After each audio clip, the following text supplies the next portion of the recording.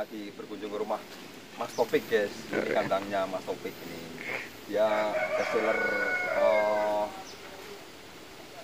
jali apa kembang, kalau di istilah di sini kalau di Kediri jali macan guys.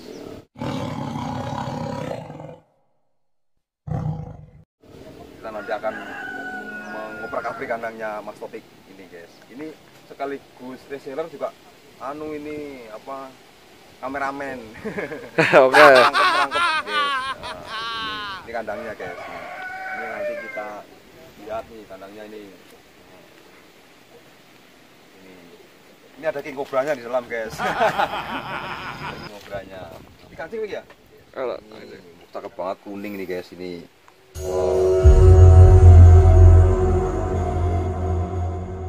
Kayak platinum guys. Ini sanca babyan, tapi lumayan kuning, ada titik duanya. Jadi titik duanya itu ciri khas Riau guys. Sanca ciri khas Riau. Ini mungkin kawinan-kawinan silang-silangan Jawa dengan Riau. Ini kalau yang Riau itu ada titik duanya di kepalanya guys. Ini ada titik duanya. Ini guys, ini karyanya Mas Topik. Ini guys. Nih, jangan lupa saksikan YouTube-nya Mas Topik. Topik 121.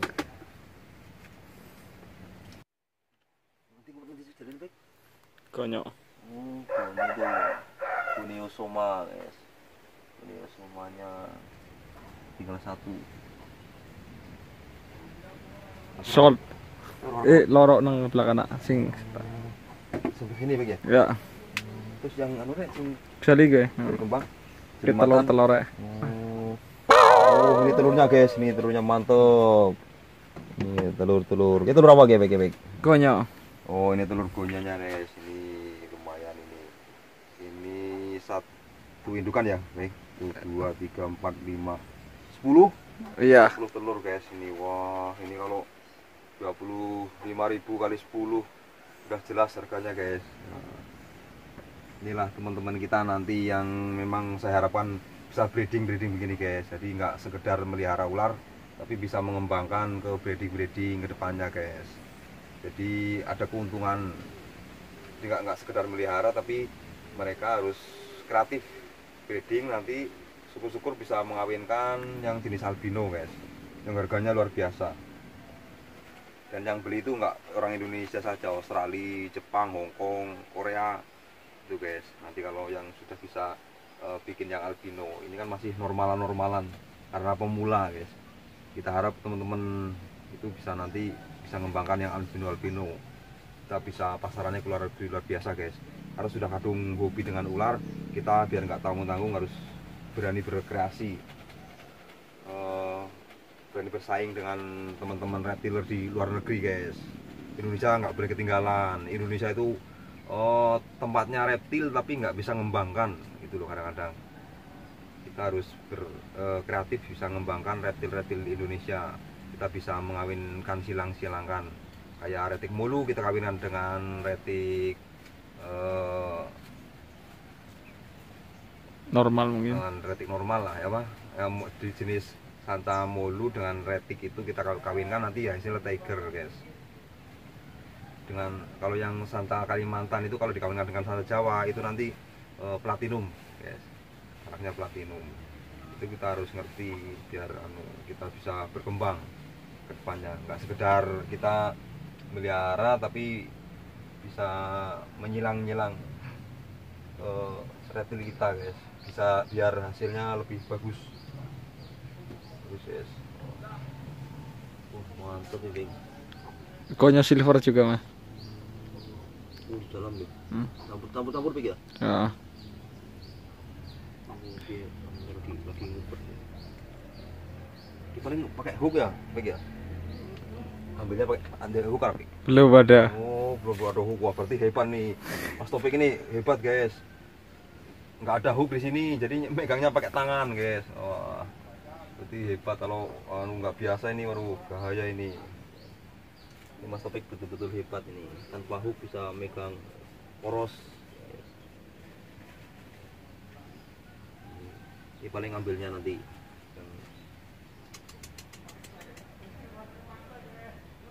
dia lagi apa,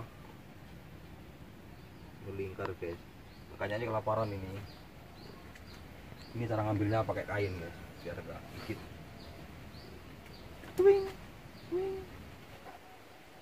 Dia nggak mau ngumpet, dia nggak mau ngumpet di kain guys. Ini tempatnya luar biasa guys. Ini nanti ini dalamnya juga ular-ular ini guys. Ini biar teman-teman nanti bisa niru melihara ular yang jenisnya macam-macam. Di samping apa ya, hobi juga nanti dikembangkan, dikawinkan silang-silang. Kemarin dari teman UGM Jogja itu ada yang bisa berhasil nyilang-nyilang antara ular cincin mas disilang dengan ular jali, itu bisa loh guys. Di UGM itu lagi dikembangkan.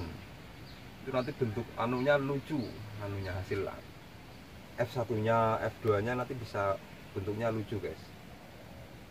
Jenis ini lagi di UGM lagi pengembangan reptil juga guys, di perguruan tinggi. Jadi kita nanti sebagai teman-teman reptil mengikuti perkembangan dari perguruan tinggi bisa. Nanti kita bisa mengikuti lah apa hasil apa yang bisa disilangkan, yang apa ya, bisa artinya bisa untuk bisa kawin mereka, nanti kita kembangkan biar kita punya hasil perkawinan itu dengan bentuk yang bagus yes. Ini lumayan banyak ini guys. Ini ada masih juga anu ya, nggak nyampe sampai ini kalau turun lagi. Orangnya apa ini? Oh guys, tuh banyak banget guys. Ada cinper, ada goniosoma, ada apa? Koros. Ki baby nang mas. Cincin mas. Bibian cincin mas? Heeh. Coba ya. Coba ini. Ya. Coba. Kanggo iki. Kangene berapa mas? Ya. Ini guys, ini cincin mas bebian. Wah, ini mantep guys nih. Bebian cincin mas ini guys. Kuning. Ini guys, ini mau setting apa ya? Oh iya. Mau setting guys nih. Ini mau setting. Warnanya agak pudar guys ini. Wah, ini di UGM lagi untuk penelitian guys. Lagi cincin emas ini bisa dikawinkan dengan poros. Ini lagi diteliti di UGM guys. Kemarin ada teman-teman UGM ke rumah saya mencari cincin emas, katanya untuk breeding. Ini lagi dikembangkan di UGM. Karena ini ular ciri khas Indonesia. Di luar negeri nggak ada cincin emas gini guys. Ini lumayan cakep. Cincin emas asli Indonesia. Ini kalau diteliti itu jumlahnya ada sekitar 18 guys. Jadi apa, boiga ya bahasanya. Iya. Boiga itu kalau diteliti nama ilmiahnya itu jenisnya ada sekitar 18 jenis guys. 18 jenis, bayangkan. Jadi menurut penelitian itu yang paling dominan bisa disilang-silangkan dari 18 jenis itu guys. Nanti bisa menghasilkan corak-corak yang macam-macam warnanya. Itu menurut UGM memang jenis paling banyak itu jenis boiga. Jenis boiga ini termasuk apa ya, termasuk jenisnya paling banyak. Kalau jenis koros kan hanya ada 3, ada king koros, ada apa namanya king kembang, Petias. petios koros, ada apa, Petias mokosus. petias mukosus. Itu kan ada hanya 3 jenis guys. Kalau ini menurut penelitian di UGM kemarin bisa 18 jenis, bayangkan. Ini yang jenis Sumatera aja jenisnya lain, hitam mulus. Ini belum yang punya kelainan kayak albino itu, yang albino yang cinper itu belum yang itu. Jadi apa ya, yang diketahui sudah melalui penelitian sekitar 18 jenis. Jenisnya terbanyak itu ini Boiga ini, jenis Boiga. Bahkan kalau di Riau itu menurut cerita saya sih belum tahu persis ya. Kalau yang jenis Boiga yang di Riau itu sangat-sangat racunnya menengah ke atas guys. Kalau di sini kan menengah ke bawah. Kalau di Riau itu nggak ada orang berani pegang begini karena luar biasa racunnya. Itu kemungkinan dipengaruhi oleh makanannya guys. Pola makanannya di sana itu kan banyak kata-kata yang beracun kayak di Kalimantan. Akhirnya mereka bisa racunnya bisa mengambil dari kata-kata itu kayaknya. Menurut saya begitu. Itu masih dalam penelitian guys.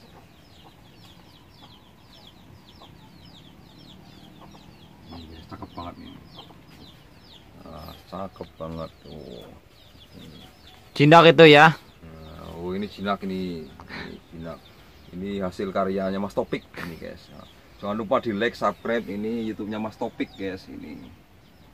Mas Topik. Nih. Nanti kita berkolaborasi dengan Imam Ulo guys. Mas Topik channel. Nanti kita berkolaborasi dengan Mas Topik. Kita ajak edukasi untuk menjelaskan ke masyarakat manfaat dan kelebihannya melihara reptil itu apa. Di samping untuk membantu petani dalam mengatasi hama tikus karena ada keseimbangan alam, kita juga bisa mengembangkan jenis-jenis ular yang lain guys, ya yang reptil albino nanti kedepannya bisa untuk bisnis lah gitu loh. Jadi kita tetap bisa menjaga kelestarian hewan-hewan kita, terutama reptil-reptil kita yang dibutuhkan oleh tani guys. Jadi kita harus peduli dengan lingkungan biar nggak punah hewan kita guys. Kita kembangkan, kita lestarikan selalu. Jangan lupa teman-teman yang kadung hobi itu reptil, saya harapkan untuk pedulilah untuk menjaga lingkungan kita guys. Oh guys, ini petios mukosusnya Mas Topik ini. Mukosus ini jumbo guys, ini sekilo lebih ini, sekilo seonan lah, 2 onan lah. Mantap, gede banget nih guys. Ini kayaknya cewek sih, belum kita sexing guys. Kita sexing. Ini reptilnya Mas Topik. Oh, luar biasa ini. Ini koleksinya Mas Topik guys. Wah, mantap banget ini. Ini super jumbo. Ini luar biasa ini. Ini di daerah sini, di daerah Cilacap mulai punah guys. Ini yang masih banyak di daerah Kediri. Tuh di sana saya bisa menemukan, pernah saya temukan itu 4 meter di Kediri guys. Jenis Mukosus ini. Ada petios koros, Carinata atau enggak, atau King Koros. Ini guys, King Koros juga mirip ini, cuman hitam guys, lebih hitam. Kayak King Koros itu juga mulai langka guys, King Koros. Ini kayaknya memang cewek ini, karena posturnya yang agak cerah, lebih kuning. Jadi kalau yang cowok itu agak hitam guys. Ini cuman kayaknya kurang mandi ini, kurang mandi dan nggak pernah dihandle, jadi agak gesit. Memang terkenal ular ini terkenal ular paling gesit. Ini kalau dilepas larinya kayak macan guys, harimau. Ini istilah di Kediri ini jadi macan gitu guys. Jadi kalau di Jawa Tengah sini jadi kembang, karena ada kembang-kembangnya ini. Kembang-kembangnya ini bintik-bintik merah hitam ini, orang sini bilang ini kembang ini. Kalau di Kediri jadi macan istilahnya guys. Petios Mukosus ya. Mukosus. Ini kalau bisa dikembangkan guys. Dikembangkan, disilang-silang. Nanti saya mengerti bisa albino anaknya guys. Ini karena kuning kuning ini kan istilahnya agak ada apa ya, masalahnya kalau albino itu nggak langsung hitam sama kawin sama hitam langsung albino, biasanya kuning dulu guys, kuning dulu istilahnya itu apa ya sih, albino Mutasi mungkin. jadi ada mutasi. Jadi harapannya kalau yang lebih kuning ini bisa, harapannya bisa nanti bisa anaknya kuning bisa nanti bisa albino guys. Biasanya dari sekian banyak telurnya itu salah satu ada yang albino nantinya begitu. Saya harapannya teman-teman para breeding itu begitu. Jadi ini apa ya istilahnya yang setengah albino loh, baik apa kayak ya, sing kuning semi albino. Oh, sulfur. Sulfur. Ini kalau biasanya kalau untuk menghasilkan albino itu sulfur dulu guys. Jadi kita nyari indukan yang sulfur. Masalahnya kalau kita beli yang albino langsung kan harganya selangit guys. Itu kalau teman-teman sepengalaman saya untuk menghasilkan yang albino itu kita beli yang sulfur dulu. Sulfur itu hampir kayak gini, cuman lebih kuning ya lah. Ini kayaknya memang kayak ada bentuk-bentuk sulfur ini. Sulfur juga hampir kayak gini, cuman lebih cerah guys. Sulfur dulu, terus nanti anaknya sulfur itu biasanya 2% albino guys, gitu loh. Jadi prosesnya begitu. Kalau nggak bisa langsung kita breeding langsung albino itu nggak bisa. Kita butuh waktu nyari yang sulfur dulu. Sulfur cewek cowok sepasang sulfur itu nanti bisa 2%, insya Allah loh. Kalau nggak 1% 2% bisa albino gitu guys. Nah, albino itu nanti kita kawinan dengan albino itu biasanya 50% albino guys. Itu biasanya, itu pengalaman teman-teman yang breeding begitu. Jadi susah kalau kita normalan dikawinkan dengan normalan, cari yang sulfur susah. Tapi kalau sulfur kawin dengan sulfur itu nanti bisa ya 50% sulfur juga. Tapi bisa nanti kalau nasibnya baik ada salah satu yang albino gitu loh guys. Nanti albino kawin dengan albino itu 50% albino, yang 50% sulfur biasa gitu. Terus kita silang-silang terus sampai FF berapanya itu nanti bisa kita menemukan yang albino terus. Albino dengan kawin dengan albino kan positif albino guys, 50% albino itu begitu guys. Walaupun biasanya ya 2% ada yang sulfur gitu, bahkan ada yang normal kadang-kadang gitu. Anaknya albino itu kadang-kadang ada yang normal, tapi nanti anaknya yang normal itu albino juga guys, karena walaupun bentuknya normal tapi itu ada gen albinonya gitu loh guys. Makanya kalau teman-teman yang modalnya kurang itu beli ular begini yang Sulfur. normal tapi indukannya albino guys. Oh, karena yang head ya. iya ada head albinonya gitu. Walaupun bentuknya normal tapi kan indukannya albino. Itu nanti ada harapan 20% anaknya albino gitu loh guys. Itu begitu. Nah, kita kalau ngobrol masalah ular itu bisa panjang lebar guys. Kita butuh waktu nanti untuk edukasi ke depan guys. Yang penting kita ikuti dulu. Ini ngunci guys, ini hebat banget, ini bisa ngunci ini guys. Misalnya kalau ngunci begini memang persiapan untuk nyetrek.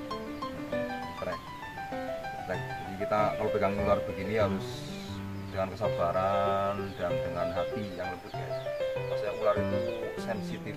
Kalau orangnya yang megang ular itu orangnya hatinya semrawut, itu ularnya ngerti guys, bisa nyetrek.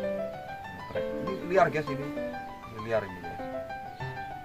Ini perlu kehalusan aja untuk memegang ular gini. Jangan sampai kita ada perasaan-perasaan yang negatif. Kita harus positive thinking guys. Dengan ular-ular itu harus positive thinking.